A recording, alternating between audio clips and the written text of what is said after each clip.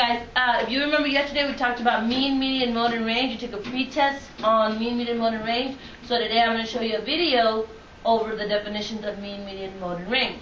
Okay. Also, as we're doing the video, I'm going to give each of you some index cards, and I want you to come up with some vocabulary words for mean, median, mode, and range. I want you to come up with a definition and an example of mean, median, mode, and range on the index card. So each of you will receive 4 index cards. Okay, so pay attention to the video. No, it's a spelling test I took. No, you can't see it. It's my test. Tests are private.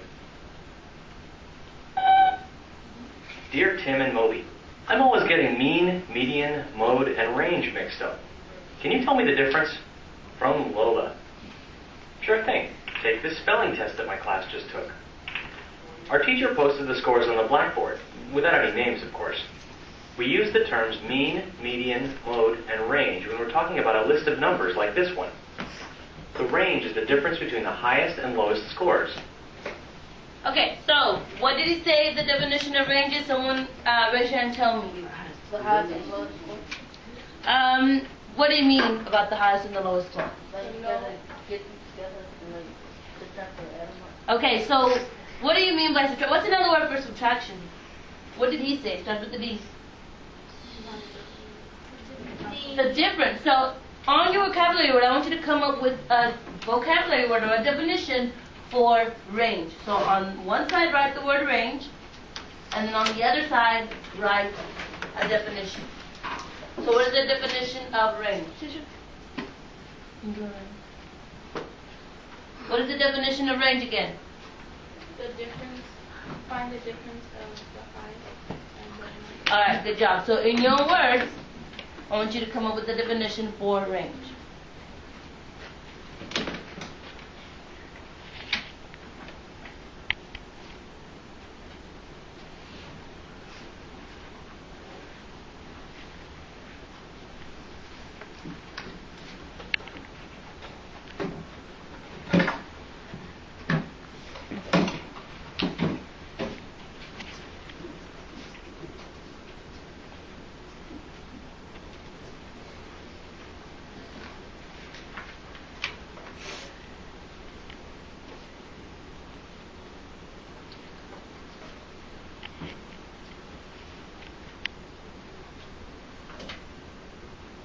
Okay, so let's continue.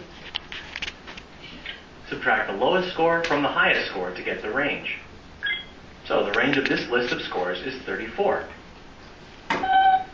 The mean is the average score. You find the mean by adding up all the scores and then dividing that by the number of people who took the test. Okay, so what is the mean? Alonso.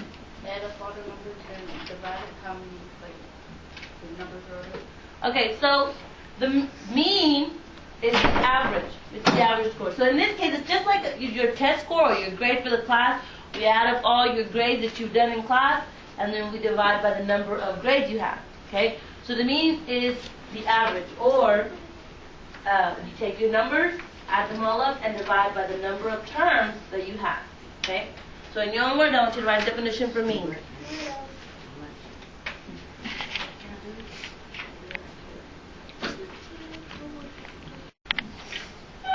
Right, we can estimate that. It's probably somewhere around 80, 85. Let's add the numbers up and divide our sum by the number of scores, 12. Ooh, pretty close. Our mean is 86.25. That's our class's average score, the mean. Let's look at the median. That's the number in the middle when the numbers are sorted in order. Now we have an even number of scores, so there really is no middle number. In cases like this, we find the mean of the 2 middle numbers. Again, to find the mean, you add the scores together and divide by the number of scores. Okay, so the median, someone raise your hand and tell me what is a definition we can use for median? Jasmine. The middle of the numbers. Okay, and what's important about finding the middle value? They need to be what? You put your numbers from least to greatest. You have to put the numbers in order from least to greatest. So a definition for median would be the middle number when the values are placed in order from least to greatest. The middle number when the values are placed in order from least to greatest. Okay? The what? The middle value when the numbers are placed in order from least to greatest. Okay, and what happens if we have two numbers? Someone raise your hand and tell me, what do we do there? What did it tell us to do in the video? We have two numbers in the middle. So we have an even number of values, an even number of test grades or an even number of scores. What are we going to do? We have two in the middle. You add and you divide by two. All right, you add them and divide by 2. Good job. Okay, so any questions on the 3 that we have so far? So which one haven't we done? We've done range, mean, median, mode. Okay? So our last one's going to be mode. There. Our median is 88. The mode is the score that occurs most often. I see 90 twice. And that's our mode. So, it's useful to know the mean, median, mode, and range when you're comparing sets of scores like this. I'm not telling you what I got on the spelling test. I don't know what the robot's saying. Don't you understand English? This test is mine. M-I-N-E. Mine. Go away. Okay, so what is the definition of mode? Someone raise your hand and tell me. What is the definition of mode? Okay, can you say it a little louder, Anna? When the number is mentioned more than 2 times. Okay, No, more than 1 time. well, a number that's repeated the most. Okay, so it could be repeated more than once, it could be repeated more than 3 times, but the number that is repeated the most. Okay, what you do now, the next thing I need you to do now is go ahead and take your ribbon that I've given you, and you're going to tie them through. You're going to tie them around and make a booklet. So you're going to place the ribbon through the little hole that's on your note card or on your index card, and then you're going to tie it and you're going to make a little booklet. Now, my suggestion to you, okay, is to go ahead and tie it, make it tight enough, okay? You can make it a little tighter if you want. I mean, that's fine. It's your book. You're going to keep it, so it doesn't really matter. The scissors?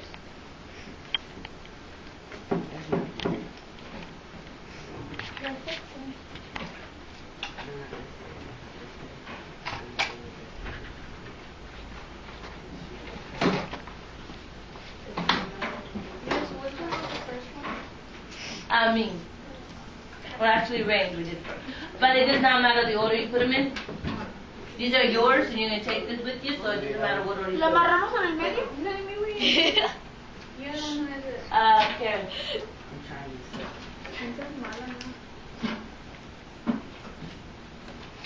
Okay, are there any questions? Any questions? Okay, so that's what we're going to do next. Okay, everyone listen up. Alright, so today we're going to do a lab, so everyone pay attention. And this lab is going to roll over to Thursday, so we're going to start it today and we'll finish it up on Thursday. But what we're going to do is what you're going to do. I've given each of you, or each group of you, a graduated cylinder. You'll see that the graduated cylinder already has water at 10 milliliters. Okay? Now, each line in your graduated cylinder represents a milliliter. Okay? So, for example, right here, this says 80. The line above it, the thin line above it, is 81, 82, and it just keeps going up. So, what we're going to do is we're going to try to determine how many drops we need to fill in 1 milliliter in our graduated cylinder. And this is how we're going to do it. Okay? I'm going to give each group 1. Okay? And what you're going to do is you're going to take your pipette, this is a pipette, and you're going to take water that's in the cup, and you're going to take your pipette and you're going to fill the graduated cylinder till you get to the 11. Now, it does not have 11 marks, so you're actually going to have to go to the next line. That's where 11 is. It's at the next line. Okay? It's not at the next number. That's not what I want you to record. I want you to record the next number. Okay? So at number 11, you're going to count your number of drops till you get to 11, and then you're going to record it. Okay? Now you're going to work in groups of 2, and each person is going to do this 3 times. So what that means is you're going to have your graduated cylinder. One person, so for example, if Jamali is going to do it first, she's going to count the number of drops. When you put the number of drops in here, okay, do not let it touch the edge of the graduated cylinder, because it will not go to the bottom, and that will not be part of our data. We will not be able to collect that or count that. So what you need to do is you need to place it in the middle. This way it falls directly in the center of the graduated cylinder. Okay? And you're just going to keep counting until you fill up to the next milliliter line. So for example, this is 10. You're just going to go to the line above it, the thin line above it, at 11, and you're going to count. Okay? So any questions? Okay. Now I'm going to give each of you this form here. Okay? And what you're going to do is you're going to fill it out. So the first thing you need to do, you need to put your group members' names. So you have room for 3 group members. You put their 3 names. You record all 3 trials. So they're going to do it 3 times. If it takes 25 drops to fill in the first time, they're going to put 25 here. For the second one, if they do 30, then you're going to put 30 drops. For the third one, if it takes them 18 drops, you put 18. And then at the end, when you've done all that, you're going to take your 3 trials, your 3 numbers, you're going to find the mean of your trials, the median of your trials, the mode of your trial, and the range of your 3 trials. Just your 3. Okay? So any questions about that? No. Okay.